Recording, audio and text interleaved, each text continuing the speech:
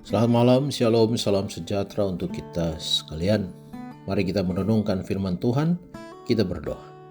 Bapa kami di surga, kami memohon kuasa Roh Kudus bersama dengan kami untuk merenungkan firman Tuhan. Di dalam nama Yesus Kristus kami sudah berdoa. Amin.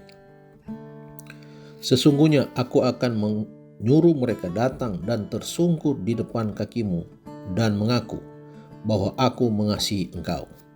Wahyu pasal 3 ayat 9. Bob adalah seorang hamba Tuhan aliran Presbyterian dari Filipina. Sebagian orang menyebutnya pendeta yang alami. Suatu hari, saat menuju ke mimbar untuk berkhotbah, dia berhenti di dekat istrinya dan menggendong putrinya yang berumur 10 bulan. Sambil menggendongnya, dia melangkah naik ke atas mimbar dan mengawali khotbahnya. Pada mulanya, gadis kecil itu menatap orang-orang di hadapannya, tetapi dia meraih dan merenggut dasi ayahnya dan memasukkannya ke dalam mulutnya. Semua orang tertawa. Pendeta Bob melepaskan dasinya dan memakainya kembali, lalu melanjutkan khotbahnya. Putri kecilnya lalu menyambar kacamatanya dan menariknya hingga terlepas. Orang-orang tergelak, mengambil kembali kacamatanya. Pendeta Bob memakainya kembali dan mencium putrinya. Lalu dia melanjutkan khotbahnya. Kurang lebih semenit kemudian, gadis kecil itu mengulurkan tangan dan menyambar hidungnya. Semua orang, termasuk pendeta Bob, tergelak-gelak. Ketika suasana menjadi hening kembali, pendeta Bob mengatakan kepada jemaat, "Adakah yang dia lakukan yang tidak akan Anda maafkan?" Orang-orang mulai mengangguk, memikirkan anak-anak dan cucu-cucu mereka sendiri. Dan kapan itu berakhir? Pendeta Bob melanjutkan, pada usia 3 tahun, 15 tahun, 30 tahun, harus setua apa Anda sebelum Anda lupa bahwa setiap orang adalah seorang anak Tuhan?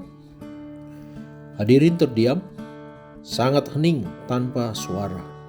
Dengan sangat lembut pendeta bertanya, dan kapan Anda lupa bahwa Anda juga seorang anak Tuhan?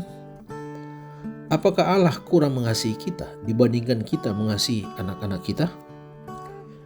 Apakah kelanjutan seorang anak berusia 3 tahun sebagai anggota keluarga tergantung dari apakah dia tidak pernah membuat kekacauan? Tergantung dari kemampuannya mencari nafkah? Apa Anda pikir Allah itu orang tua yang jauh lebih buruk dibandingkan kebanyakan dari kita? Apakah jauh dalam batin kita merasa bahwa kita tidak pernah cukup baik untuk memperoleh penerimaan dan kebaikan Tuhan? Sadar atau tidak, sering kita bertindak atas dasar perjanjian yang dilandasi rasa takut kepada Allah. Perilaku dan hubungan kita dimotivasi oleh upaya untuk menghindari penghakimannya. Banyak dari kita berupaya keras agar layak menerima kasih Allah. Kita enggan percaya bahwa kita pantas. Mungkin itulah penyebab sebagian besar tekanan yang kita rasakan. Mungkin kita perlu menjadi seperti anak kecil lagi agar tahu betapa Allah mengasihi kita. Mari berdoa. Tuhan di surga, kami berterima kasih karena telah menerima kami bagian dari keluarga Tuhan di dalam Kristus. Kami akan mengandalkan kasih-Mu hari ini dan hari-hari ke depan.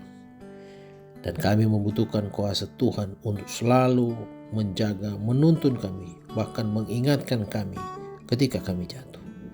Terima kasih Tuhan, terpujilah nama-Mu, di dalam nama Yesus Kristus kami sudah berdoa. Amin.